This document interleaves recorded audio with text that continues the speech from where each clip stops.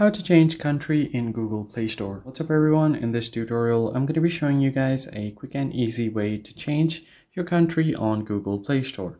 But before we get started, don't forget to leave a like down below and subscribe to the channel. On that note, let us jump right into the video. The first thing you need to do is open up your Play Store and make sure that you're logged into your account.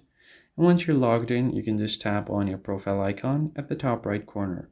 Then you'll find different options like you manage apps and devices, notification and others. You can tap on payments and subscription now. And here you can head over to your payment method.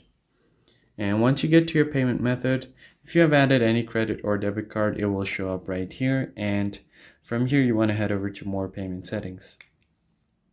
Once you land on the more payment settings, all you need to do is add a payment method. And if you already have added a payment method, you will have an option to change a country by tapping on the hamburger menu that will appear right here on the top left corner. But if you haven't added your payment method, you can add your card number here, you could add your expiration date, and then you can add your code CVC, enter your cardholder name, and on your billing address, you could just enter the address or the region that you want to change it. So that's how you change region on Google Play Store. I hope you found the tutorial helpful. I'll see you guys on the next one.